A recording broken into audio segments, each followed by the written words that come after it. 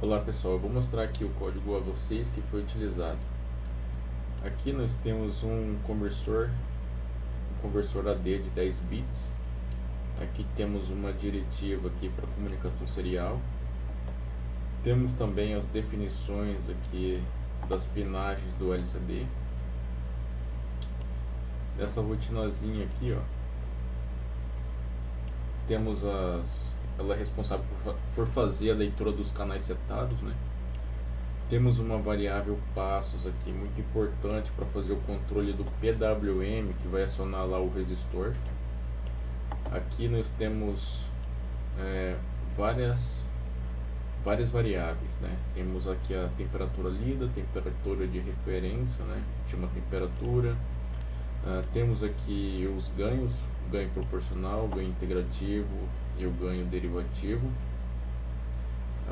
Aqui nós temos uma interrupção.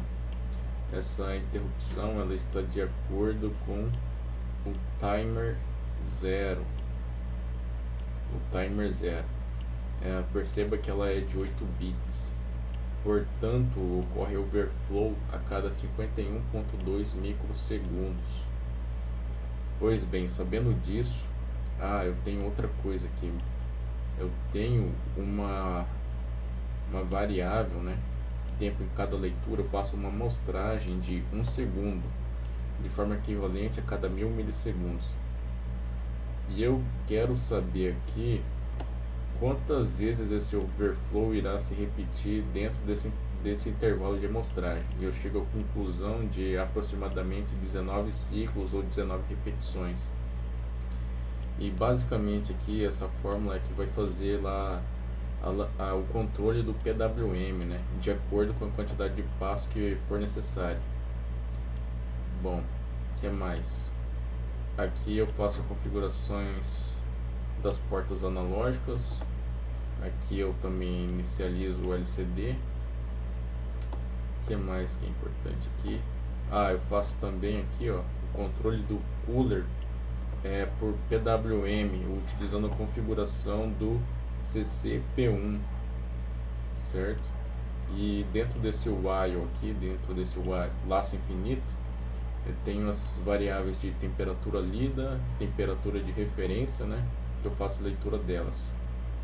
E também faço leitura do cooler, né? Caso for acionado, né? Aqui eu tenho a temperatura de referência, que ela está ajustada para 30 graus Celsius, já considerando que a gente está aqui em Cuiabá. Que mais? Aí eu tenho as fórmulas aqui, mais embaixo tem as fórmulas do sistema, né, do controle PID, né? Que eu tenho o erro, que a fórmula é a temperatura de referência menos a temperatura lida, né? Aqui eu tenho controle proporcional, aqui eu tenho controle integrativo. Esse controle integrativo ele suaviza a temperatura de saída até chegar ao próximo ali da temperatura desejada. E aqui eu tenho controle derivativo, que devido ao erro gerado pelo ganho integrativo, pelo controle integrativo, ele tende a fazer com que o erro próximo ali do set point seja eliminado ou tenda a zero.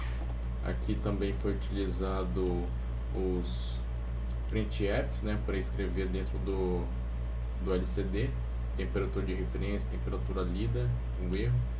E aqui eu tenho, por último, eu faço a informação ao processing através de comunicação serial. Bom, é isso, pessoal. Olá pessoal, vou falar um pouco aqui sobre a parte do funcionamento do nosso sistema de controle PID que a gente desenvolveu, eu juntamente com o Afonso. Aqui no display a gente tem o valor de referência, está setado em 30 graus, e a gente tem o valor de temperatura, que está em 30 graus também. O que seria esses dois valores? O de referência é o que o usuário, o que a gente pode pré-determinar através desse potenciômetro aqui, P1, a gente seta o valor desejado da temperatura, e o valor de T é o valor lido pelo sensor LM35, o sensor de temperatura. Ou seja, a gente seta esse valor e aí todo o nosso sistema de controle tenta chegar àquele valor de referência que a gente colocou. E aqui o erro, como o Afonso já comentou, é calculado pela diferença entre o valor de referência e o valor de temperatura. Aqui eu vou demonstrar um pouco sobre como ocorre toda essa parte do controle e vou mostrar também um gráfico que a gente conseguiu plotar no Processing, utilizando o Processing, e a comunicação serial, utilizando mais uma vez o VSPE. Vou demonstrar aqui, vamos setar o valor em 38 graus, e aí o nosso sistema de controle já vai fazendo as alterações aqui. Como pode ver, ele vai ligando o heater, o aquecedor, para aquecer todo o sistema e chegar ao valor de referência. E aí ele vai estabilizando, demora um pouco de tempo para estabilizar, mas ele estabiliza. E aí, utilizando o Processing, a gente pode ver os gráficos. Aqui eu mudei sem querer, vamos colocar em 41, e aí, tipo, ele vai tentando buscar a estabilização. Como a gente pode ver aqui no gráfico, a gente tem o valor, em verde a gente tem o valor da temperatura setada, ou seja, a nossa referência, o que o usuário pode colocar. Em amarelo está o valor lido pelo sensor. Em azul está o gráfico de controle do controlador do nosso sistema. E em vermelho tem o gráfico do distúrbio.